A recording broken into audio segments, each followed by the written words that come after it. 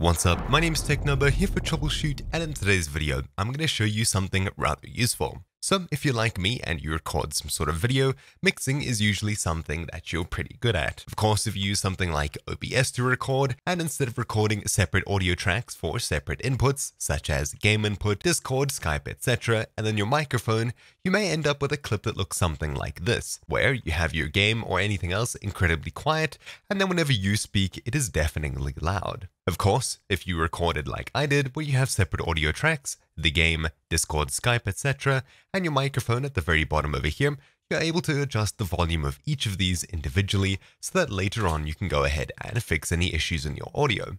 But let's assume that you've recorded your audio into a single track video like this. How exactly do we go ahead and fix this? Well, to give you an example, I'll first let you listen to this clip. For this season, yeah. It sucks that they took it out of play. As you can hear, I'm not necessarily talking over other people, but I'm incredibly loud compared to the game and other sounds on my PC. Now, of course, it's not only limited to this scenario, but we can go ahead and do something rather useful to bring my voice down and all of the other sounds up if necessary. We can, of course, choose one or the other, or do both of them at once. In today's video, I'll be showing you an effect from the effects panel over here called Dynamics Processing under Audio Effects, Amplitude and Compression Dynamics Processing. Dragging and dropping this onto the audio clip of my video over here, and heading across to the effects panel, I'll go ahead and expand Dynamics Processing, and then click Edit next to Custom Setup. Now we have a window over here. This may be a little bit confusing the first time that you see it. Simply playing my video from the start. For this season, yeah. It sucks that they took it out of play.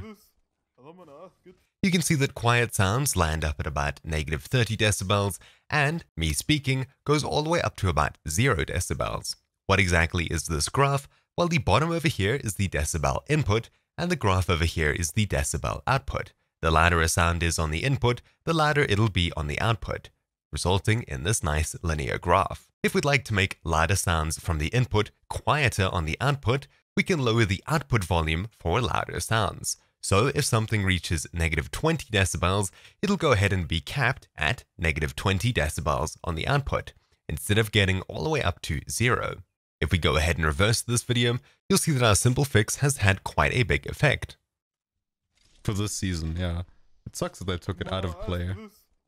It's already a lot better. Reversing back to here, I'll go ahead and press the power button so you can hear the difference. It sucks that they took it out of play.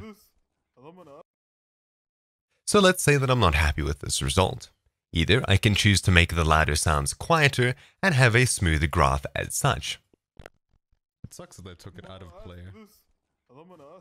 Or we can simply lower the louder volumes of the louder sounds and make everything else louder. So the quieter a sound is, the louder it'll be here. By doing this and making the graph more shallow, we'll see that everything's a little bit more even. It sucks that they took it out of play. Already a lot better. We can raise it up to an extreme so that all of the quiet sounds are actually really loud. It sucks that they took it out of play. Whoops. Of course, that's a bit of an extreme example. You'd rather have a smoother curve, something like this. And of course, if you needed to, you could make sounds louder earlier as such. It sucks that they took it out of play. But you may end up with something weird like this, where you're going above and below this threshold, making things really loud or awkward. Having a sharp incline is going to result in slightly awkward sounding audio.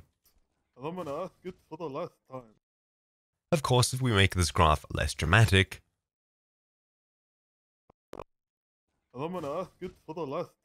Whoops.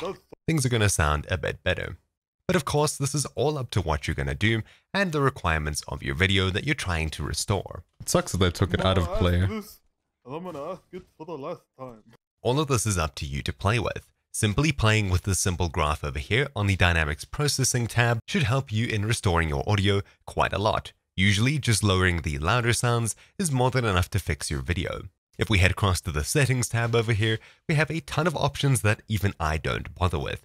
But if you wanted to, you could get into all of these over here and experiment with these as well. This is far more advanced and I get really good results without even having to touch this, simply staying on the Dynamics tab over here. Of course, we do have a bunch of presets, but these don't seem to work too well unless you're looking for these specific things. In my case, if you have really loud audio and really soft audio and you'd like to make the dynamic range a bit smaller or tighter, you can use something like this graph to make it a bit better. But of course, with all that aside, simple changes are usually enough to restore audio and make things sound a lot better. Hopefully you found this video useful. My name's been Technobo here for TroubleChute, and I'll see you all next time.